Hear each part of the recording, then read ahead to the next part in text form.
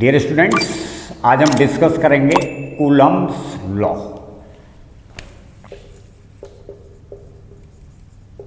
Coulomb's law. Coulomb एक French physicist थे, भौतिक वैज्ञानिक। इनका पूरा नाम था चार्ल्स ऑगस्टिन कूलम्ब। इन्होंने एक्सपेरिमेंट करके दो स्मॉल चार्ज पार्टिकल्स के बीच जो इलेक्ट्रिक फोर्स एग्जिस्ट करता है उसको फॉर्मुलेट किया एक लॉ के रूप में, जिसको हम जानते हैं उन्हीं के नाम पर, कूलम्ब्स लॉ। ध्यान रहे, कूलम्ब्स लॉ, कूलम्ब ने जब एक्सपेरिमेंट किया तो बहुत स्मॉल चार्ज पार्टिकल्स लिए। तो कूलम्ब्स लॉ केवल वैलिड होता है स्मॉल चार्ज पार्टिकल्स के लिए, या हम बोलेंगे उन्हें पॉइंट चार्जेस। उन्होंने इलेक्ट्रिक फोर्स जो एक्सपेरिमेंट करके देखा उसको फॉर्मुलेट किया हुआ है एक लॉ के रूप में। स्टार्ट करने से पहले बच्चों मैं एक चीज बताता हूं आपको कि जब हम बुक पढ़ते हैं तो उसमें एक स्टेटमेंट या कोई थ्योरम लिख दी जाती है और फिर हम उसका प्रूफ करते हैं। एक्चुअल में क्या हुआ है कि जो भी साइंटिस्ट या मैथमेटिशियन थे उन्होंने पहले उनके माइंड में आइडियाज आए, उन आइडियाज को उन्होंने एक्सपेरिमेंट करके चेक किया, तब जो रिजल्ट आया उसे लिखा गया या बताया गया। अब जब हम बुक पढ़ते हैं तो बुक में परिणाम पहले लिखा जाता है और फिर हम उसका प्रूफ चेक करते हैं, लेकिन एक्चुअल में क्या हुआ है, पहले ऑब्जर्वेशन हुआ और उसके बाद रिजल्ट आया।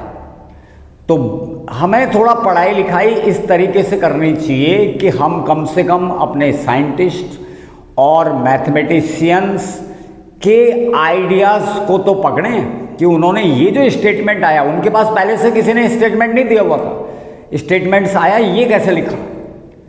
तो पहले एक्सपेरिमेंट, पहले आइडियाज आना, फिर उस पर एक्सपेरिमेंट होना, फिर उसका जो रिजल्ट आया उसको एक लॉ या स्टेटमेंट या एक थ्योरम के रूप में लिख दिया जाता है। हमारे पास दो पॉइंट चार्जेज हैं Q1, Q2। इनके बीच का सेपरेशन है R। Q1, Q2 are 2 point charges which are separated by distance R। Coulomb sir ने एक्सपेरिमेंट करके क्या देखा कि इनके बीच लगने वाला इलेक्ट्रिक फोर्स विच में बी आइदर अट्रैक्शन और रिपल्सन, ये डायरेक्टली प्रोपोर्शनल है product of magnitude of two charges. First point जो कूलम्ब ने ऑब्जर्व किया वो ये देखा कि इलेक्ट्रिक फोर्स जो इनके बीच लग रहा है Q1, Q2 के, ये डायरेक्टली प्रोपोर्शनल है मैग्नीट्यूड ऑफ टू चार्जेस। इसका मतलब क्या होता है कि प्रोपोर्शनल Q1, Q2 की वैल्यूज अगर हम बढ़ाएंगे तो इलेक्ट्रिक फोर्स की वैल्यू भी बढ़ेगी। अगर Q1, Q2 के मैग्नीट्यूड्स बढ़ाएंगे तो इलेक्ट्रिक फोर्स का मैग्नीट्यूड भी बढ़ेगा। ये फर्स्ट पॉइंट था। सेकंड पॉइंट उन्होंने क्या ऑब्जर्व किया कि ये जो इलेक्ट्रिक फोर्स है ये इनवर्सली प्रोपोर्शनल है to the square of the distance between two charges. इसका मतलब होता है कि अगर डिस्टेंस हम बढ़ाएंगे तो इलेक्ट्रिक फोर्स कम होगा। इनवर्सली प्रोपोर्शनल का मतलब उल्टा होता है, और यहां पे स्क्वायर है तो इसका मतलब ये तेजी से घटेगा। अगर हमने डिस्टेंस माना दुगनी कर दी तो फोर्स 1/4 हो जाएगा पहले का। अगर हम डिस्टेंस को कम करेंगे तो ये फोर्स बढ़ेगा। तो ये जो दो ऑब्जर्वेशंस हैं इनको कूलम्स लॉ के रूप में जाना जाता है। The electric force which may be either attraction और repulsion depending upon the nature of two charges. Two like charges will repel to one another and two unlike charges attract to one another. The electric force acting between 2 point charges separated by a distance r depends upon the magnitudes of two charges and it is directly proportional. Electric force is directly proportional to the product of magnitudes of two charges. इसका मतलब सीधा सीधा है, अगर हम इन charges की value बढ़ाएंगे तो इलेक्ट्रिक फोर्स की वैल्यू भी बढ़ेगी, क्योंकि ये डायरेक्टली प्रोपोर्शनल है मैग्नीट्यूड्स ऑफ टू चार्जेज। इसका मतलब ये होता है कि ये वैल्यू अगर हम बढ़ाएंगे तो एफ भी बढ़ेगा, अगर हम ये वैल्यूज घटाएंगे तो एफ भी घट जाएगा। सेकंड पॉइंट जो ऑब्जर्व हुआ वो ये है कि जो इलेक्ट्रिक फोर्स है ये इन्वर्सली प्रोपोर्शनल है। इन्वर्सली प्रोपोर्शनल अगर कहीं पर भी साइन लगता है तो इसका मतलब उल्टा होता है उसी रेशो में, और ये स्क्वायर डिस्टेंस का स्क्वायर के इन्वर्सली प्रोपोर्शनल ऑब्जर्व किया उन्होंने। इट मीन्स कि अगर हम ये डिस्टेंस बढ़ाएंगे दो चार्जेस के बीच का तो फिर इलेक्ट्रिक फोर्स कम होगा। उल्टा होने का मतलब पहले ये होता है, अगर हम इस डिस्टेंस को कम करेंगे तो इलेक्ट्रिक फोर्स ज़्यादा आएगा। उल्टा होना है, अगर डिस्टेंस कम की जाएगी तो इलेक्ट्रिक फोर्स ज़्यादा होगा, डिस्टेंस ज़्यादा करेंगे तो इलेक्ट्रिक फोर्स कम आएगा। यहाँ पर इन्वर्सली प्रोपोर्शनल है आर स्क्वायर के। इट मीन्स अगर हमने ये दुगना करा डिस्टेंस, ये डिस्टेंस अगर हम दुगनी कर दें तो इलेक्ट्रिक फोर्स 1/4 हो जाएगा। इसको अगर दुगना कर दें ट्वाइस तो जो इलेक्ट्रिक फोर्स की वैल्यू आएगी वो 1/4 आएगी। अगर हम इस डिस्टेंस को हाफ कर दें तो उल्टा होना है और स्क्वायर में, तो इलेक्ट्रिक फोर्स 4 टाइम्स हो जाएगा पहले का। तो ये दो पॉइंट्स अगर हम कलेक्टिवली लिखें तो ये F directly proportional to Q1 Q2 over R square. This is Coulomb's law in mathematical form. इस प्रोपोर्शनल साइन को हटाने के लिए हम एक कांस्टेंट यूज करते हैं, F is equal to K Q1 Q2 over R square. ये K क्योंकि ये फोर्स से उत्पन्न हुआ है, फोर्स डायरेक्टली प्रोपोर्शनल है इन दो चीज़ों के, उसको प्रोपोर्शनल साइन को हटाने के लिए यूज किया है, तो इस K का नाम होता है proportional constant of force. Proportional constant of force K। इस K की वैल्यू डिपेंड करती है कि मीडियम जिनमें दो चार्ज रखे हैं तो मीडियम पर, और Q1 Q2 F R इनकी यूनिट्स पर। The magnitude the value of K depends upon the medium in which two charges are being placed and units of force, charges and distance, इन पे depend करता है K की value. Free space में K की value ये लिखी जाती है 1/4 पाई एप्सिलॉन नॉट। ये जो यहां पे एप्सिलॉन नॉट है इसका नाम होता है परमिटिविटी।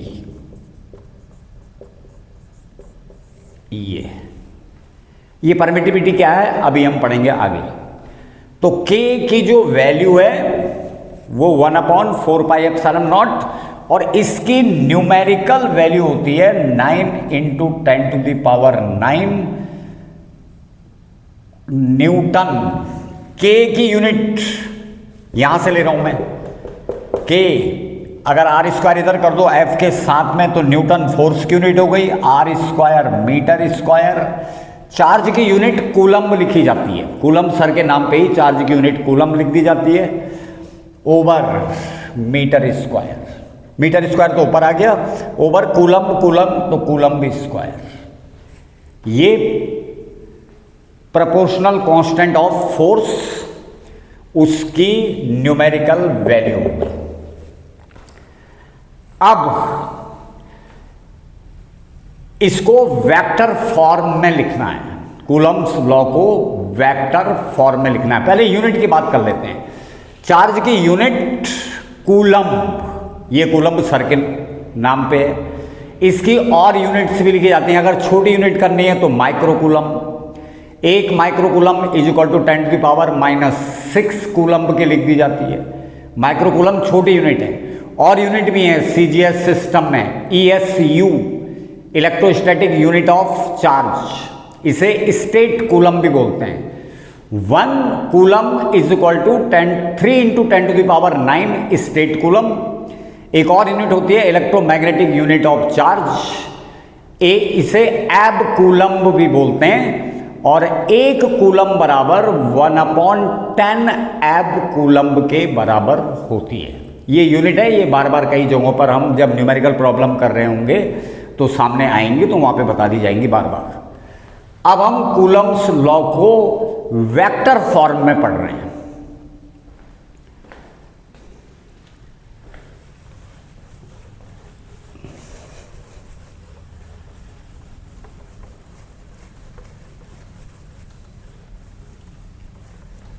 ये 2 चार्जेस लिए हमने, point charges Q1 plus Q1, दोनों प्लस ले रहा हूं मैं, प्लस Q2। ये 2 पॉइंट चार्जेस हैं, प्लस Q1 प्लस Q2। इनके बीच का सेपरेशन है R। अब Q1 और Q2 क्योंकि हमने दोनों प्लस लिए हैं तो इनके बीच इलेक्ट्रोस्टैटिक रिपल्सन का फोर्स लगेगा। तो Q1 Q2 पर लगाएगा रिपल्सन, Q2 Q1 पर रिपल्सन एग्जर्ट करेगा। तो अलग अलग करके पढ़ लेते हैं। Point 1, the electric force of repulsion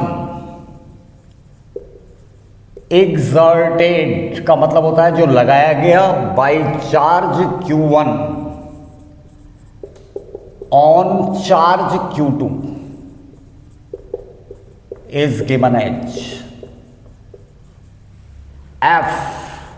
ये मैं जैसे 21 लिख रहा हूं, 21 नहीं पढ़ना है, F21 force exerted on charge Q2 by charge Q1, जिसको मैंने ये जो लिखा है the electric force of repulsion exerted by charge Q1 on charge Q2।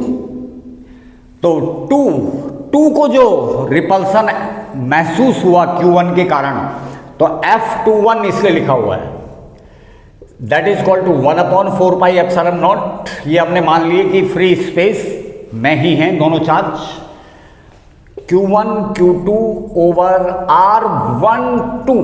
इसको 12 नहीं पढ़ना, R12 का मतलब 1 और 2 के बीच की डिस्टेंस का square.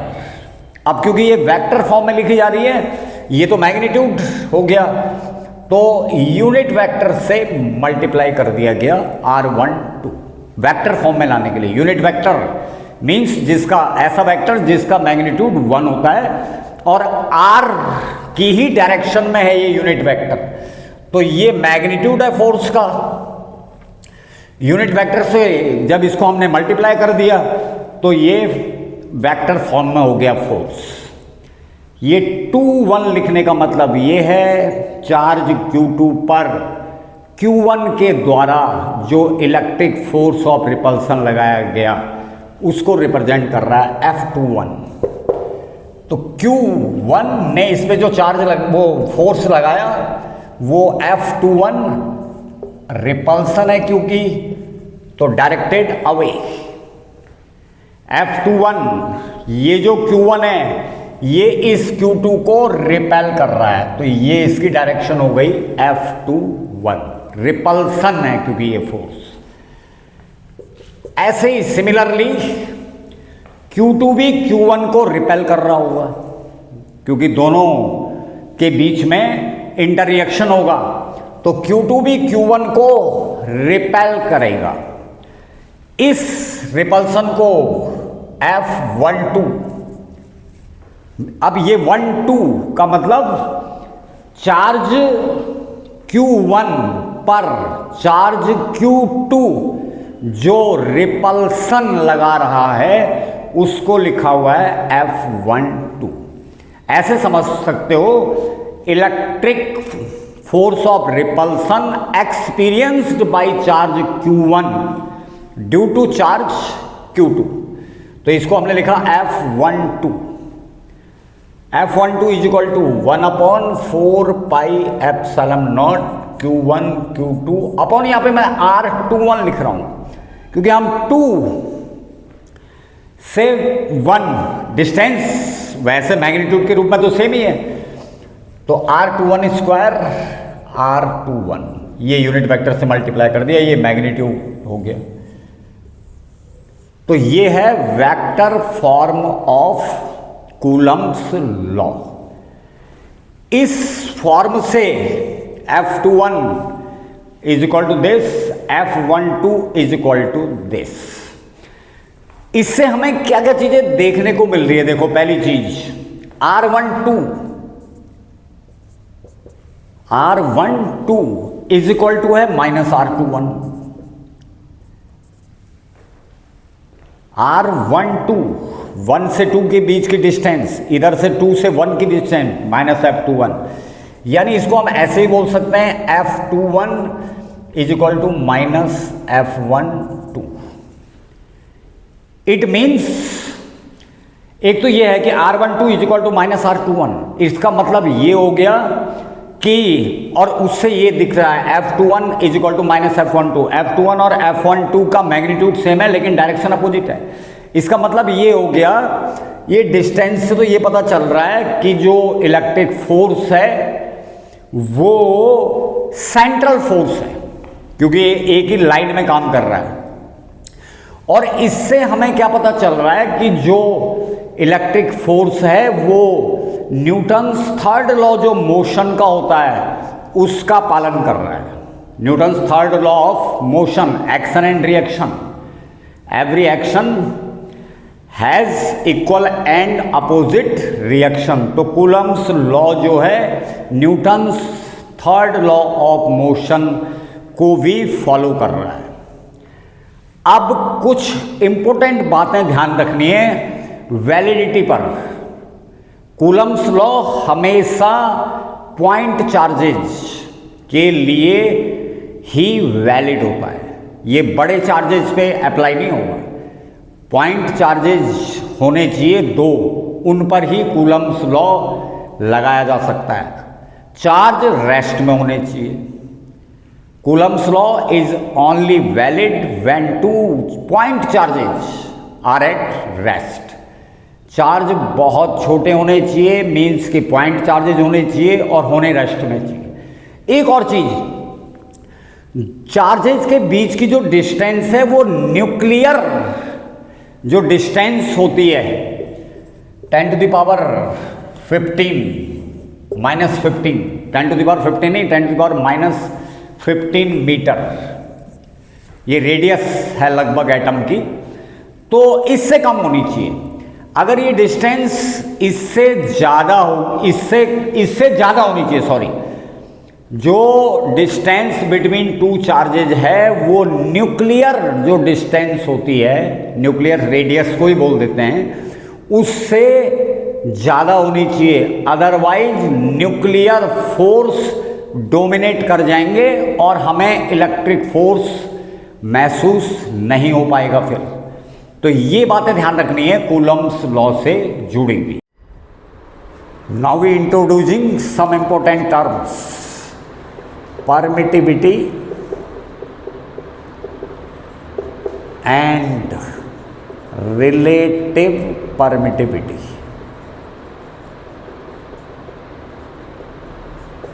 Relative permittivity is also called dielectric constant.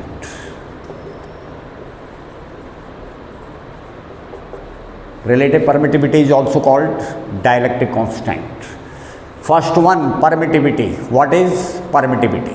This is the property of medium in which two charges are placed. It is the property of medium, not property of charges. Remember, permittivity is the property of medium which determines the electrostatic force acting between two charges in that medium. For instance, electrostatic force between two charges placed in water at some distance is 1/80th of the electrostatic force acting between same two charges in free space. Electrostatic force between two charges placed at some distance in water is 1/80th of the electrostatic force acting between same two charges and at same distance placed in air or free space. This means absolute permittivity of water is 80 times greater than absolute permittivity of the air or free space. Thus, permittivity is property of the medium which determines electrostatic force acting between two charges in that medium. Now, relative permittivity.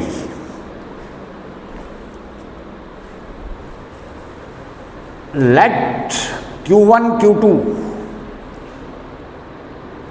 are two charges placed at a distance r in free space, or you can say vacuum. Then electrostatic force is written as F is equal to 1/4 pi epsilon naught Q1 Q2 over R square. This is electrostatic force between two charges Q1 Q2 separated by a distance R in vacuum. F vacuum is equal to this. Now, same two charges are placed at same distance in other medium. Then electrostatic force in that medium is given as 1/4 pi epsilon Q1 Q2 upon R square. These two forces acting between same charges Q1 Q2 separated by distance R in vacuum and any other medium is different in magnitude. It depending upon this quantity. Here epsilon naught permittivity, absolute permittivity of free space. This is absolute permittivity of the medium. It means electrostatic force depending upon this quantity epsilon. This is permittivity. Now, what is relative permittivity? If we divide these two equations, F vacuum over F medium, we get epsilon upon epsilon naught.